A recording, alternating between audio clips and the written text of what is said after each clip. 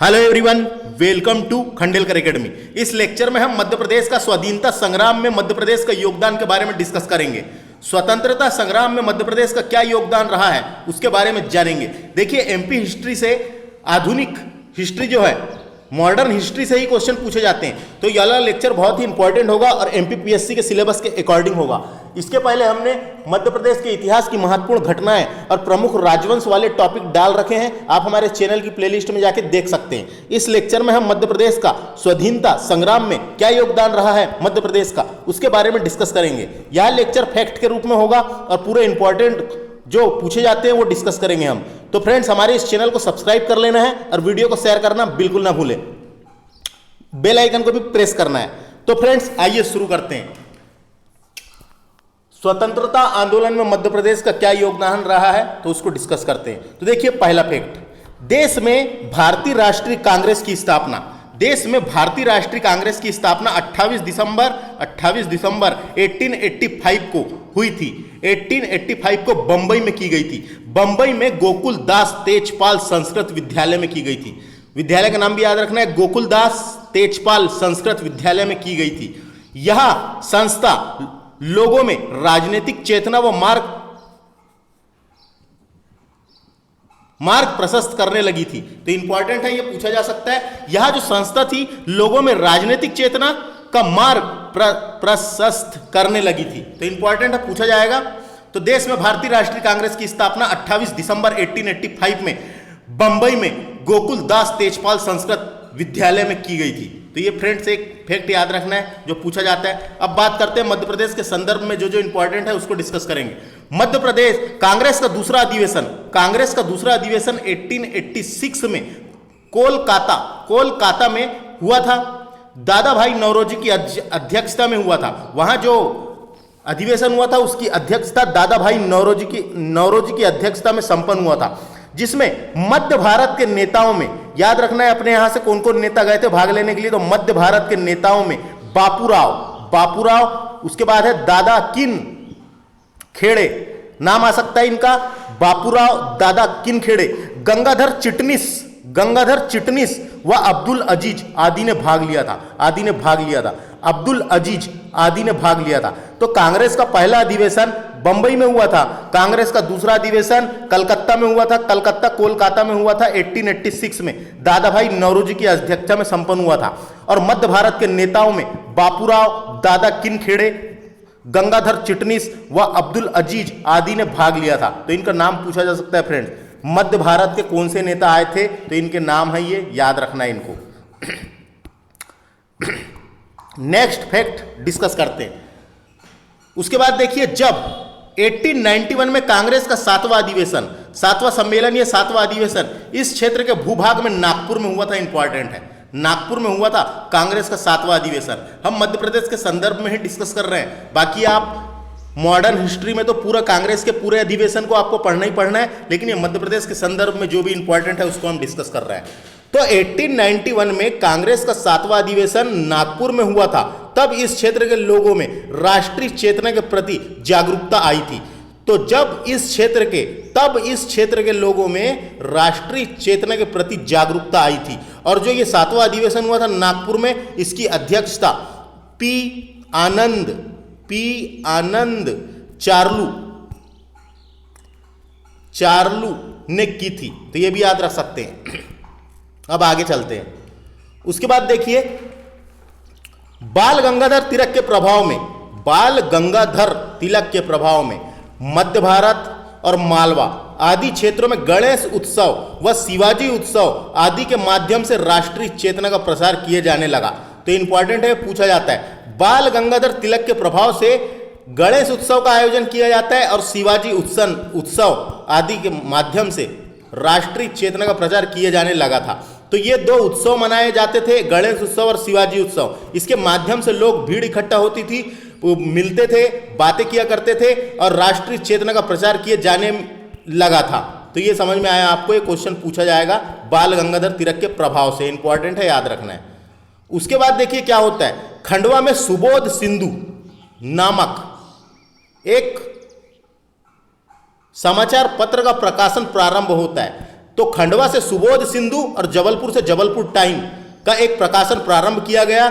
इस राज्य में राष्ट्रीयता के प्रचार हेतु अभिवृद्ध होने लगी थी। तो इंपॉर्टेंट है, ये पूछा जाएगा। सुबोध सिंधु कहां से निकला था? खंडवा से। और जबलपुर टाइम जबलपुर से निकला था, याद रखना है। प्रकाशन प्रारंभ हुआ इस क्षेत्र में राष्ट्रीयता के प्रसार क्षेत्र में अभिवृद्ध होने लगी थी। तो इंपॉर्टेंट है। पंडित माखनलाल चतुर्वेदी ने अपने पत्र कर्मवीर के माध्यम से प्रचार में नई दिशा मिली थी। तो जो उनका समाचार पत्र था कर्मवीर के माध्यम से इस क्षेत्र में इसमें प्रचार के नई दिशा मिली थी। तो प्रचार की नई दिशा मिली थी। डायरेक्ट आता है कर्मवीर किसका था? माखनलाल चतुर्वेदी जी का था। उसके बाद 1899 में लाहौर अधिवेशन होता है। इंपॉर्टेंट है, 1899 में लाहौर अधिवेशन में, लाहौर में हुआ था यह अधिवेशन। लाहौर अधिवेशन में इस राज्य के डॉक्टर हरि सिंह गौर ने न्याय विभाग तथा प्रशासन को पृथक पृथक करने की मांग उठाई थी। डायरेक्ट पूछा जाता है, न्याय विभाग की बात किसने कही थी? डॉक्टर हरि सिंह गौर ने। और प्रशासन को पृथक पृथक करने की मांग भी डॉक्टर हरि सिंह गौर ने की थी। तो याद रखना है। और उसके बाद जब 1904 में एक और बार सम्मेलन होता है कांग्रेस का, तो डॉक्टर हरि सिंह गौर ने अंग्रेजी शिक्षा पद्धति का कड़े शब्दों में विरोध किया था। अंग्रेजी शिक्षा पद्धति का कड़े शब्दों में विरोध किया था। यह भी पूछा जाता है किसने कहा था? डॉक्टर हरि सिंह गौर ने। तो याद रखना है, ये कौन से अधिवेशन में कही गई थी और क्या क्या बात इन्होंने कहा था। उसके बाद क्या होता है? 1907 में जबलपुर में एक क्रांतिकारी दल का गठन किया गया था। इंपॉर्टेंट है, इंपॉर्टेंट है। ये क्या हुआ था? मध्य प्रदेश में राजनीतिक गतिविधियों की शुरुआत, मध्य प्रदेश में राजनीतिक गतिविधियों की शुरुआत 1906 से ही देखने को मिलती जबलपुर से। मध्य प्रदेश में राजनीतिक गतिविधियों की शुरुआत 1906 से ही जबलपुर में देखने को मिलती है। लेकिन 1907 में जबलपुर में एक क्रांतिकारी दल का गठन किया गया था। तो डायरेक्ट आएगा ये, सन याद रखना है। जबलपुर में क्रांतिकारी दल का गठन किया गया था। और 1923 में जबलपुर में सत्याग्रह प्रारंभ हुआ।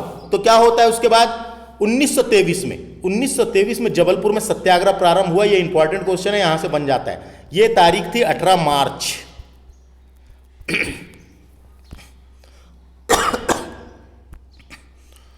18 मार्च 1923 में जबलपुर में सत्याग्रह प्रारंभ हुआ। ये कौन सा सत्याग्रह था? झंडा सत्याग्रह। झंडा सत्याग्रह के बारे में हमने पढ़ चुके हैं, लेकिन यहां से एक क्वेश्चन बन जाता है जो मैं आपको बताऊंगा। तो 18 मार्च 1923 में जबलपुर में झंडा सत्याग्रह प्रारंभ हुआ, जिसके बाद ही यहां संपूर्ण राज्य में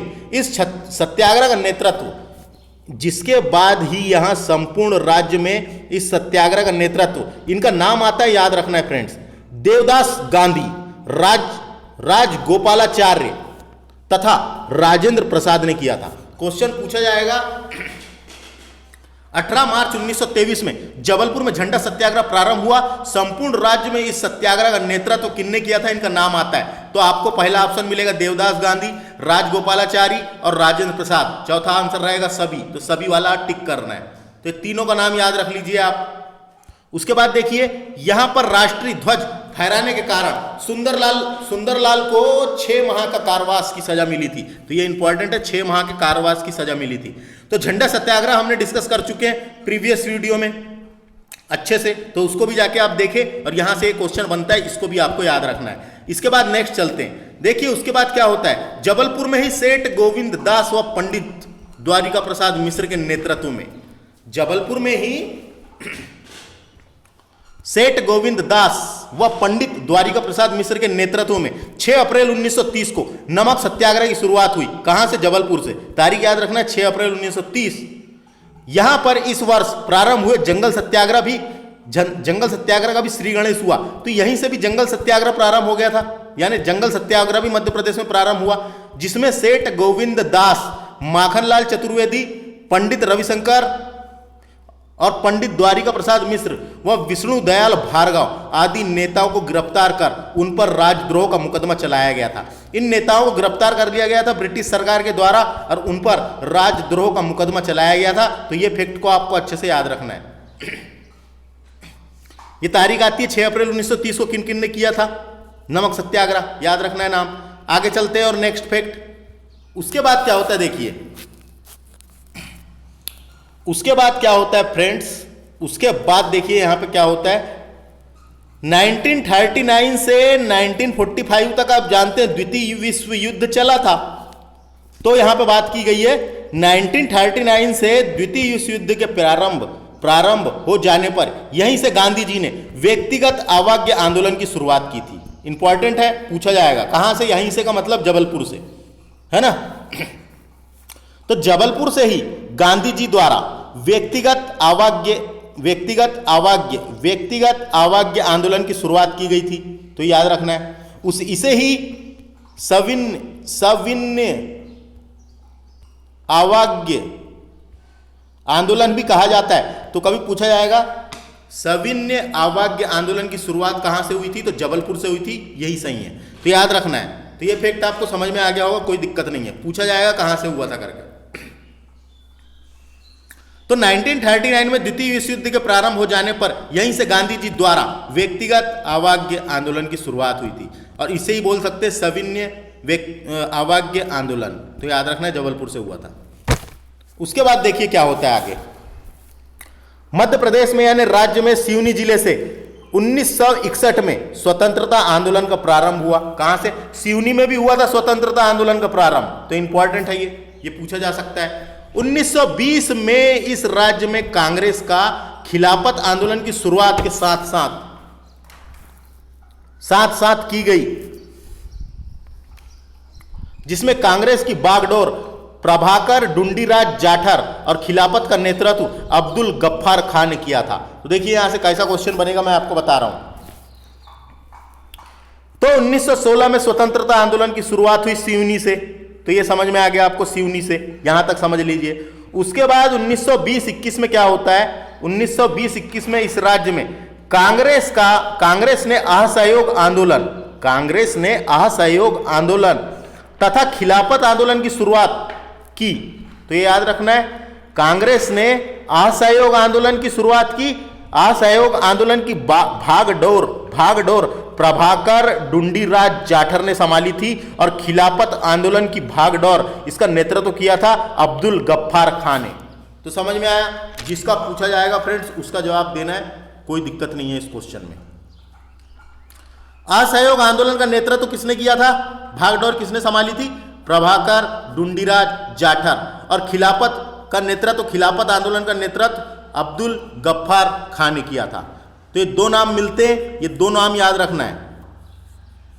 ये असहयोग आंदोलन का नेतृत्व किया था इनने, और इनने खिलाफत आंदोलन का नेतृत्व किया था। और खिलाफत आंदोलन से एक और क्वेश्चन आता है। खिलाफत आंदोलन के प्रमुख नेता में से मोहम्मद अली और साकेत अली, इन दोनों के नाम भी देखने को मिलते हैं। तो खिलाफत आंदोलन के प्रमुख नेता में मोहम्मद अली और साकेत अली शामिल थे। तो ये भी याद रखना है, कभी पूछा जा सकता है।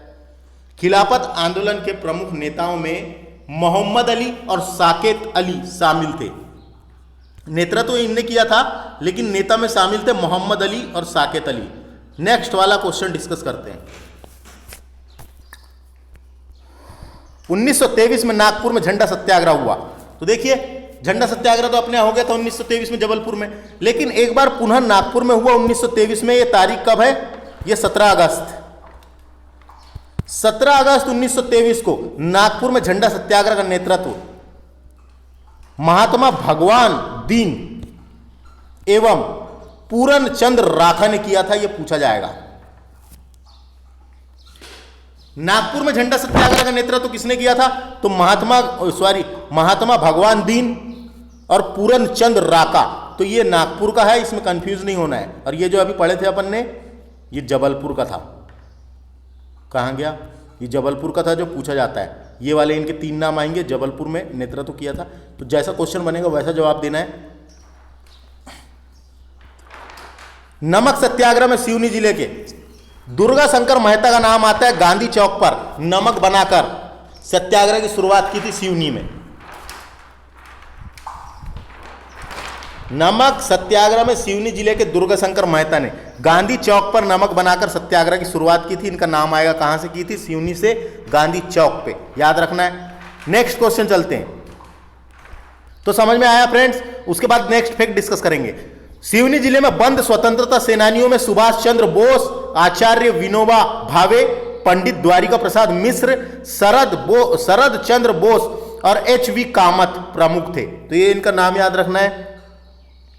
सिवनी जिले में बंद थे ये स्वतंत्रता सेनानी। सिवनी जेल में बंद स्वतंत्रता सेनानी में सुभाष चंद्र बोस, आचार्य विनोबा भावे, पंडित द्वारिका प्रसाद मिश्र, शरद चंद्र बोस और एच.वी. कामत प्रमुख नेता थे जो सिवनी जेल में बंद थे। तो याद रखना है ये स्वतंत्रता सेनानी थे।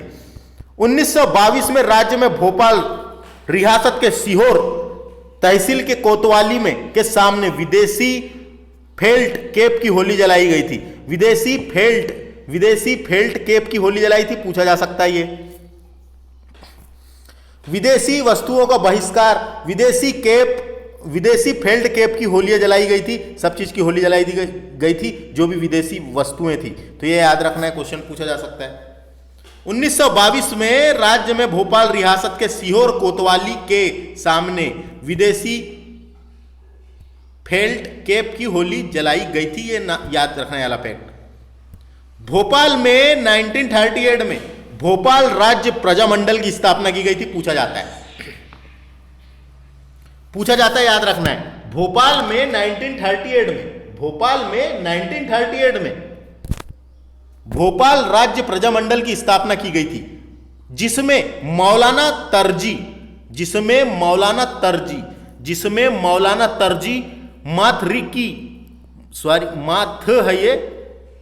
माथरिकी खान, इनका नाम था माथरिकी खान, को सदर व चतुर नारायण मालवी को मंत्री के रूप में चुना गया था। तो 3 नाम देखने को मिलते हैं, मौलाना तरजी, मसरीकी और चतुर नारायण मालवी को मंत्री के रूप में चुना गया था। तो तीनों का नाम याद रखना है, पूछा जा सकता है। जिन्होंने खुले अधिवेशन में नागरिक स्वतंत्रता की मांग संबंधित प्रस्ताव प्रस्तुत किया था। जिन्होंने खुले अधिवेशन में नागरिक स्वतंत्रता के मांग प्रस्ताव को प्रस्तुत किया था। तो ये भोपाल राज्य प्रजामंडल की स्थापना कब हुई ये याद रखें, और इनके 3 नाम याद रखिए, जिसमें से मौलाना तरजी, मसरीकी खान और चतुर नारायण मालवी को मंत्री के रूप में चुना गया था, ये पूछा जाता है। उसके बाद नेक्स्ट चलते हैं आगे।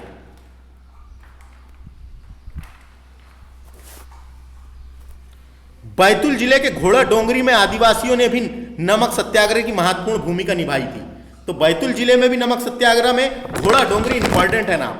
घोड़ा डोंगरी से गंजन सिंह कोरकू ने नेतृत्व किया था, नाम पूछा जाता है।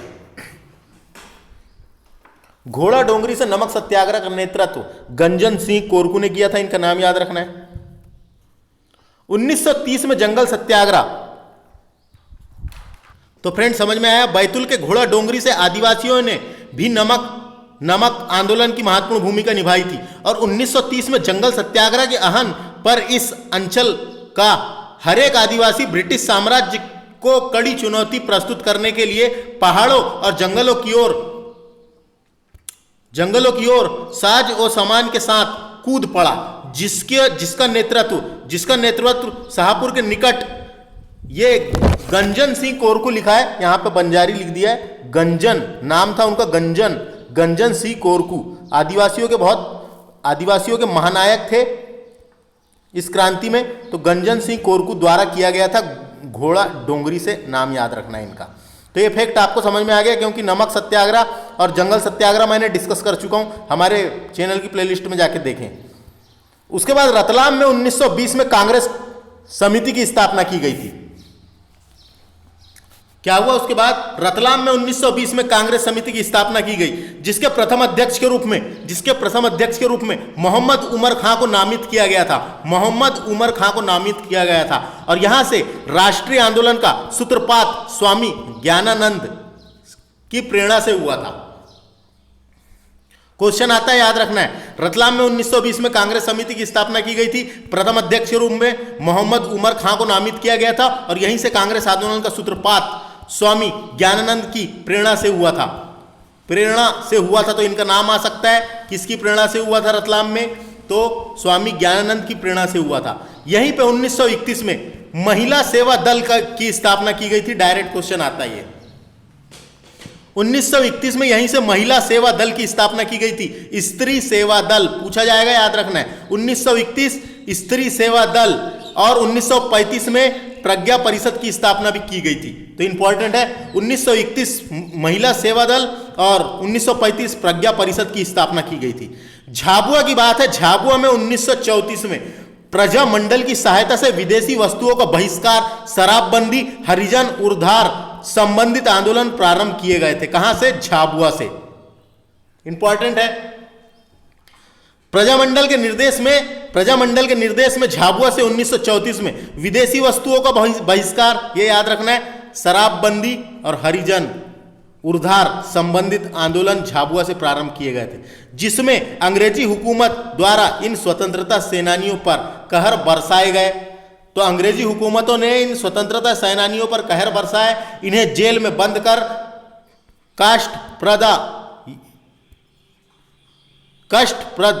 कष्टप्रद यातना दी गई। यह याद रखना है, कठोर कष्ट दिया गया, कष्टप्रद यातनाएं दी गई। इसी वर्ष भोपाल रियासत में मौलाना तरजी, मशरिकी खां, शाकिर अली खां के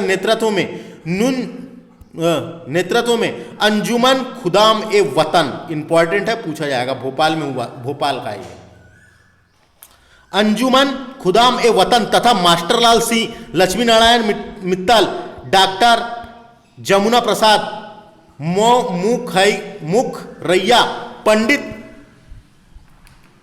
उद्वदास मेहता, पंडित चतुर नारायण मालवी के नेतृत्व में भोपाल राज्य हिंदू सभा की नींव डाली गई थी। ये डायरेक्ट क्वेश्चन आता है, भोपाल राज्य हिंदू सभा की नींव किसने डाली थी? तो ये नाम देखने को मिला है अभी तक के, मास्टर लाल सिंह। भोपाल राज्य हिंदू सभा की नींव डाली थी मास्टर लाल सिंह ने, है ना। तो ये इनका नाम याद रखना है, भोपाल राज्य हिंदू सभा की नींव डाली थी। बाकियों का नाम भी याद रख सकते हैं। और इनके नेतृत्व में अंजुमन खुदाम ए वतन शुरू किया गया था, याद रखना है। इसके फलस्वरूप यहीं से जनता में स्वतंत्रता आंदोलन हेतु नई चेतना की दिशा मिली थी, आंदोलन हेतु नई चेतना को दिशा मिली थी। तो ये फैक्ट भी समझ में आ गया। अब बात करते हैं नेक्स्ट फैक्ट की। देखो नेक्स्ट फैक्ट, हिंदू सम्मेलन के लिए मास्टर लाल सिंह, लक्ष्मी नारायण सिंगल और पंडित उर्द व दास मेहता व डॉक्टर मुखरैया को 1937 में जेल की सजा दी गई थी। तो अंग्रेजों द्वारा जेल की सजा 1937 में दी गई थी हिंदू सम्मेलन के लिए। मास्टर लाल सिंह, लक्ष्मी नारायण सिंगल, पंडित उर्दू दास मेहता, डॉक्टर मुखरैया को 1937 में जेल की सजा दी गई थी। इंपॉर्टेंट है, 2 अक्टूबर 1942 को, इंपॉर्टेंट है, मंडलेश्वर जेल, ये मंडलेश्वर जेल में बंद क्रांतिकारियों द्वारा रात्रि में मुख्य द्वार को तोड़ दिया गया था। जो उसकी दीवार होती है जेल की, उसको तोड़ दिया गया था तथा उसके विरुद्ध प्रदर्शन किया गया था। किसके विरुद्ध? अंग्रेज सरकार के विरुद्ध प्रदर्शन किया गया था। बाद में एक सभा भी आयोजित की गई थी। उसके पश्चात ये लोग अंग्रेजी सेना द्वारा पुनः पकड़ लिए गए थे। तो जेल की दीवार को तोड़कर ये प्रदर्शन किया था, इन्होंने प्रदर्शन किया और विरोध भी किया था, और फिर बाद में अंग्रेजी सेनाओं द्वारा उन्हें पुनः फिर से पकड़ लिया गया था। 2 अक्टूबर 1942 मंडलेश्वर जेल की बात है, याद रखना है। मंडलेश्वर जेल में बंद क्रांतिकारियों द्वारा मुख्य द्वार को तोड़ लिया गया था। नेक्स्ट फैक्ट चलते हैं यहां से। जनवरी 1939 में, इंपॉर्टेंट है, जनवरी 1939 में इस राज्य में त्रिपुरी नामक स्थान पर कांग्रेस का अधिवेशन संपन्न हुआ। कांग्रेस का अधिवेशन संपन्न हुआ फ्रेंड्स, इंपॉर्टेंट है। त्रिपुरी अधिवेशन के नाम से जाना जाता है। त्रिपुरी अधिवेशन 1939 में संपन्न हुआ, जिसमें महात्मा गांधी के